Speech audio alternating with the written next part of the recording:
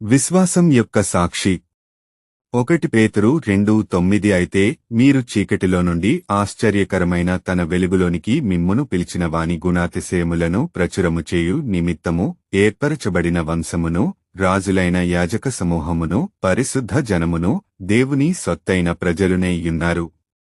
సీమోను పేతురు అని కూడా పిలువబడే పేతురు కొత్త నిబంధనలో గుర్తించదగిన వ్యక్తి.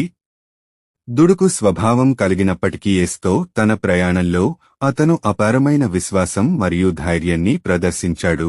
అలాగే సందేహం మరియు వైఫల్యం వంటి లక్షణాలను కూడా కొన్ని సందర్భాల్లో గమనించగలం.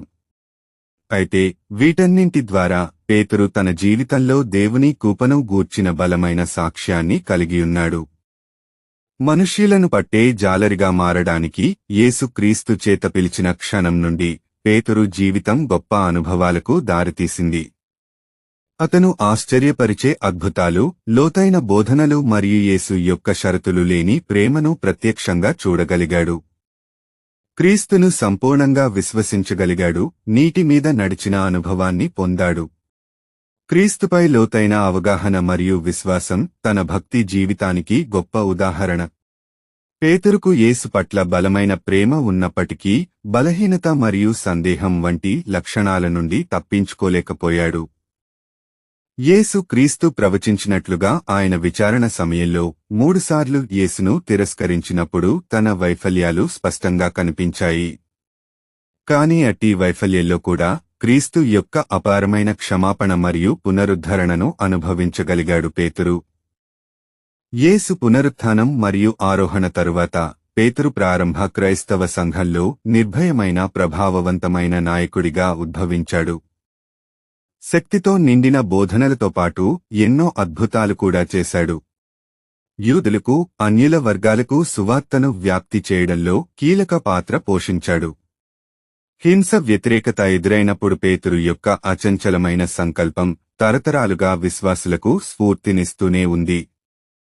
బహుశా క్రీడోత్స 64 నుంచి 68 వరకులో అతనిని ఉరితీయమని రోమా చక్రవర్తి నీరో ఆదేశించినప్పుడు పేతురు తలక్రిందులుగా సిలువ వేయమని అభ్యర్థించాడు. అతను క్రీస్తు వలె చనిపోవడానికి అనర్హుడని భావించుకున్నాడు. నేనంటాను, దేవుడు తన ఉద్దేశాలను నెరవేర్చుకోవడానికి అసంపూర్ణమైన పాత్రలను ఉపయోగించగలడని పేతురు జీవితం మనకు గుర్తుచేస్తుంది. మనలో లోపాలు మరియు తప్పులు ఉన్నప్పటికీ దేవుని అపరిమితమైన కృప తన పని కోసం మనలను ఎన్నుకోవడానికి మరియు సన్నద్ధం చేయడానికి సహాయపడుతుంది. పేతురు వలె మనము కూడా మన దేవుని యొక్క ప్రతిష్టాత్మకమైన బిడ్డలముగా మన గుర్తింపును పూర్తిగా స్వీకరిద్దాం. హృదయపూర్వకంగా యేసును వెంబడిస్తున్నప్పుడు ధైర్యంగా వినయంతో, విశ్వాసంతో అడుగులు ముందులు వేద్దాం. దేవుని కృప మీతో ఉండును గాక. మీకు ఈ వీడియో నచ్చినట్లయితే లైక్ చేయండి, సబ్స్క్రైబ్ చేయండి, షేర్ చేయండి.